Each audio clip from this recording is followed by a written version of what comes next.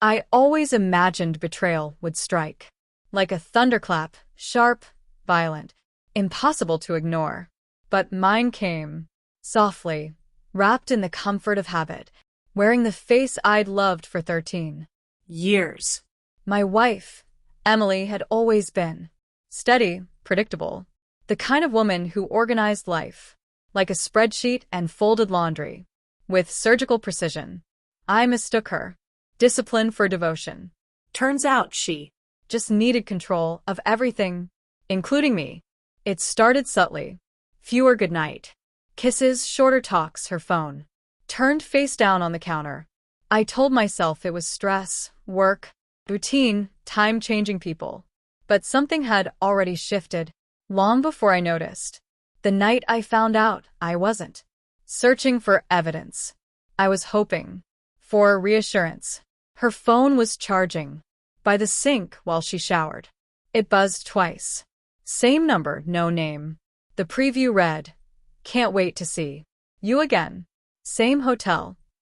My stomach dropped like a missing step on an endless staircase. I didn't open the chat. I didn't need to.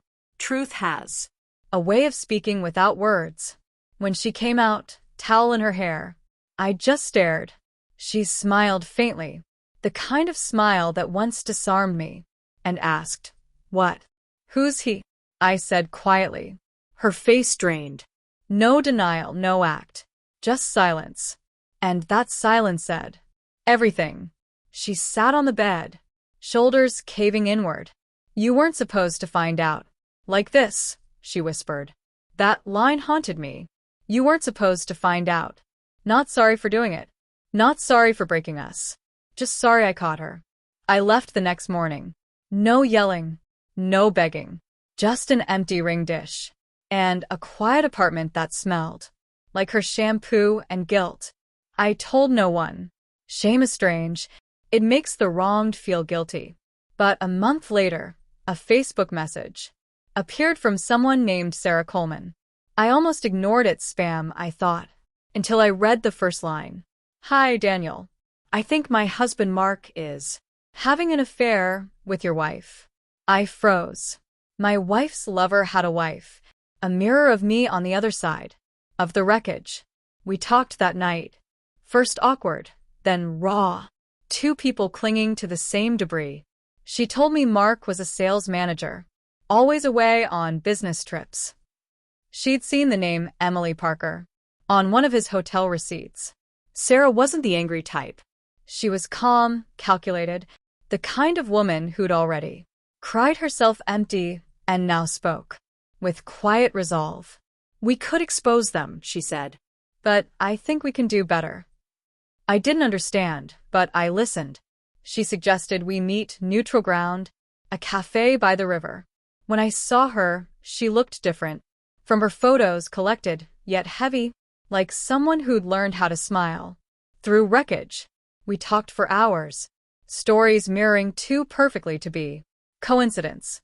Same excuses, same lies, same hollow apologies. By the end, it felt less like meeting a stranger and more like finding the only person who truly understood what betrayal felt like. As we stood to leave, Sarah said something that stayed with me. "You don't heal by watching them suffer. You heal when you stop caring."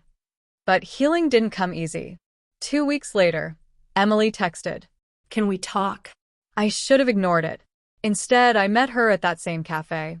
She cried, said it was a mistake, that Mark had promised her things he never meant. She wanted to come home.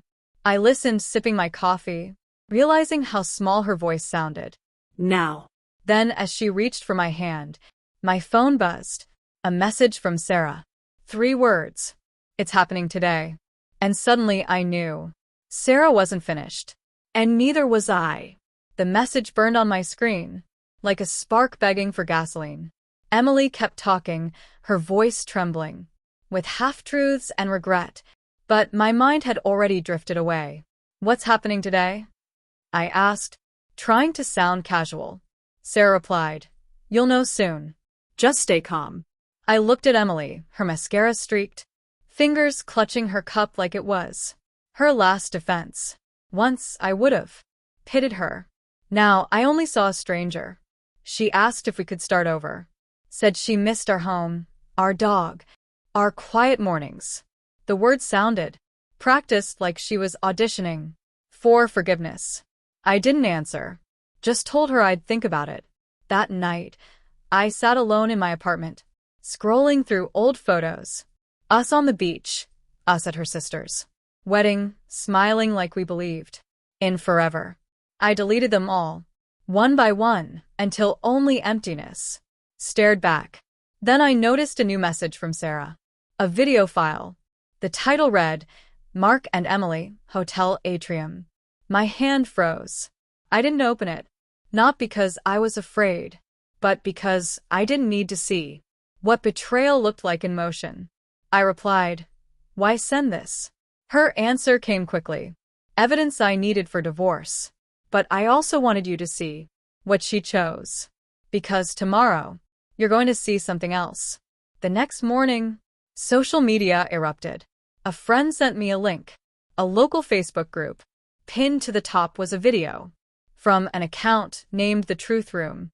The caption read, "For every lie, there's someone who deserves the truth."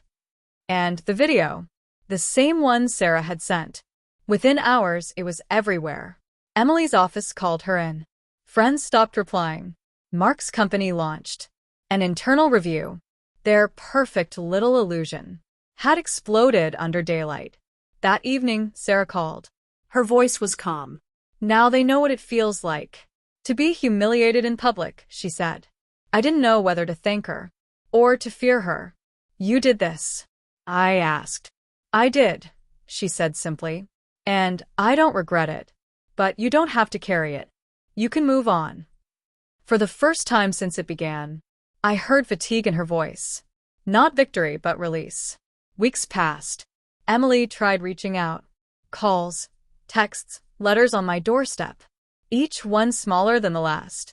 The woman who once controlled every piece of my life couldn't control the silence. I gave her back. Then one evening, a final message from Sarah. "I filed for divorce today." He tried to apologize. I didn't let him finish. I replied, "Good. You deserve peace." After a long pause, she sent one more message. "So do you."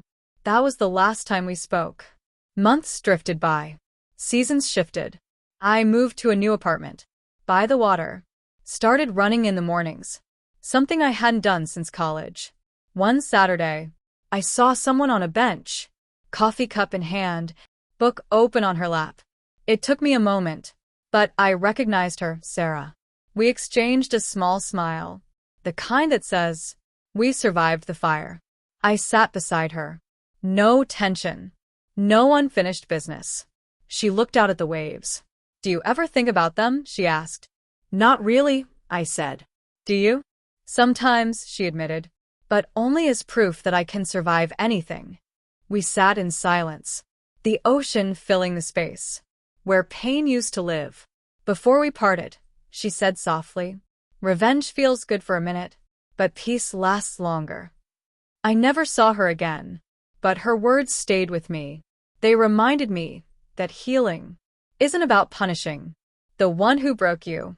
It's about rebuilding the parts they never touched. Emily called once more, months later. I let it ring out. Then I deleted her number. Not in anger, but in gratitude. Because sometimes the truest closure isn't confrontation.